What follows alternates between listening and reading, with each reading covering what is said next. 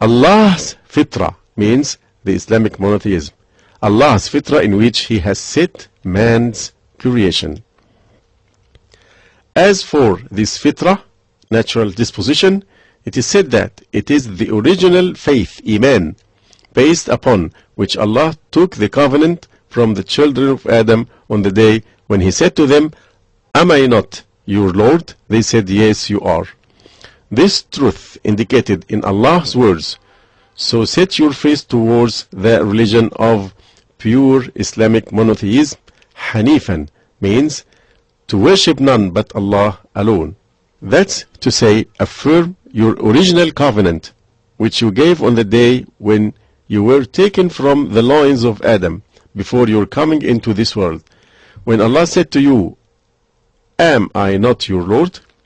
This natural disposition is the Islamic nature that is being free from false beliefs and ready to accept the correct beliefs. Verily, the reality of Islam is for the person to surrender to Allah and not to anyone other than Him. This is the meaning of La ilaha illallah. There is nothing that has the right to be worshipped except Allah.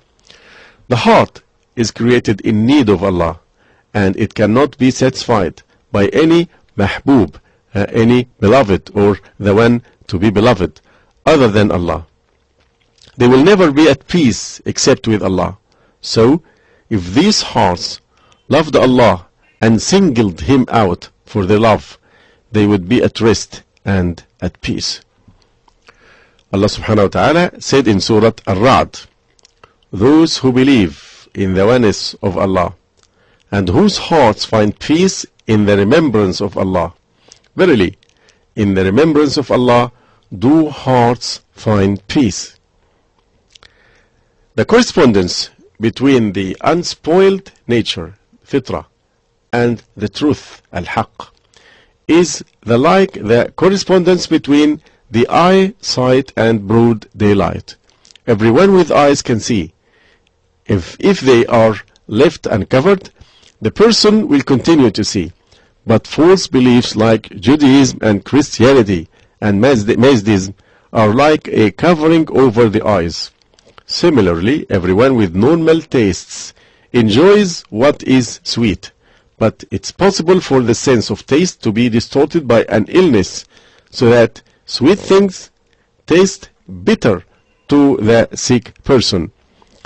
Being born on the fitra does not mean that the baby has an intellectual knowledge of Islam and belief. No, Allah has brought us forth from the wombs of our mothers knowing nothing. But the meaning of fitra is that the heart is pure, desiring the truth. That is to say, Islam. So if the children were left without any outside influence from the devils or parents or others, they would not grow up except to be Muslims. Little by little, as the child grows up, this natural disposition begins to move in the depth of his soul, and it pulls him towards the great truth. We notice at a particular stage that he begins to ask his parents many questions, almost without end, about the things surrounding him. Who raised the sky? Why is it blue? Where does the sun go at night? Where does the light go when darkness comes? Why do stars twinkle? Where does the earth end? Where did I come from? And where was I before I came into this world? This is the fitra, awakening and getting acquainted with the creator of the universe and all that is in it. The more his natural ability grows and his knowledge increases, the more his heart will be at peace with faith in Allah alone, without associating any partners with Him.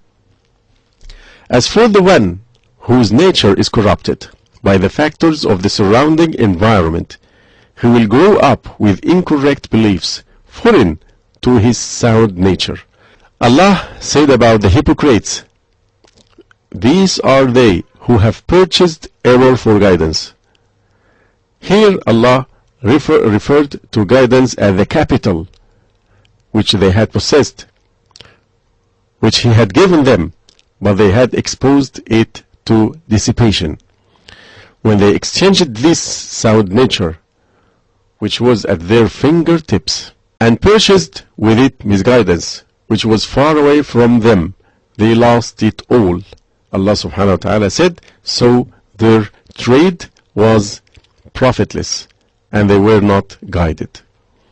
The previously mentioned noble tradition of the Prophet stressed that the origin in the beliefs of man is Tawheed, oneness of Allah, and that he is born prepared for the correct faith in Allah, his originator and creator.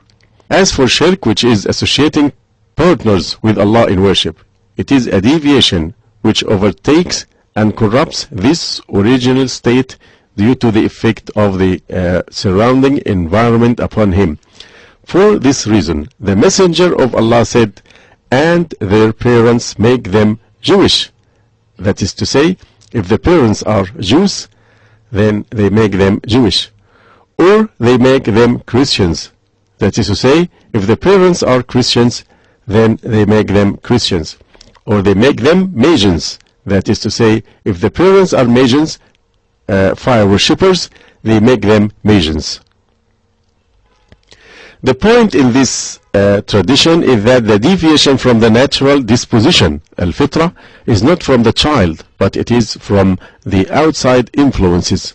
So if he reaches puberty and remains deviated from the natural religion, then misguidance remains with him.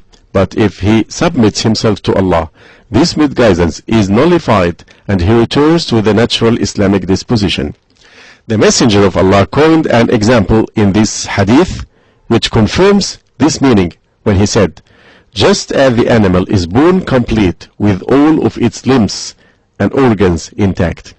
Everyone born is born with the natural disposition, fitrah, just as the animal is born with all of its limbs and organs complete and sound. The Prophet said, does anyone see in it any defect like missing ears or nose or missing limbs? No.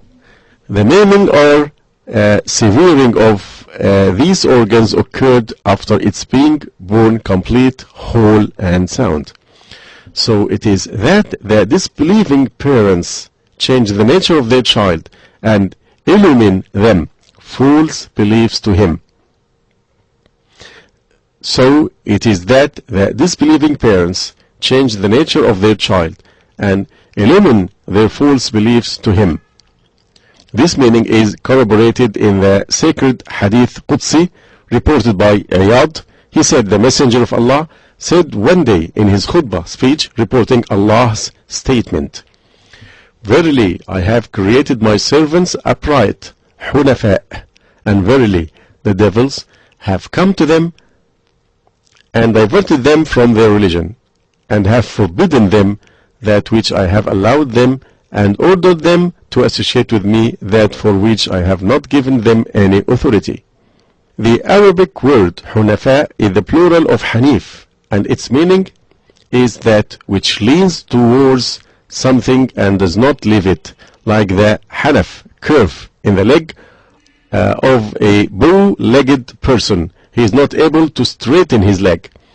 The meaning of hanif in this hadith is the one who turns away from all other religions and leans only towards Islam, or in other words, one who scorns the false creeds surrounding him and professes the true one, Islam.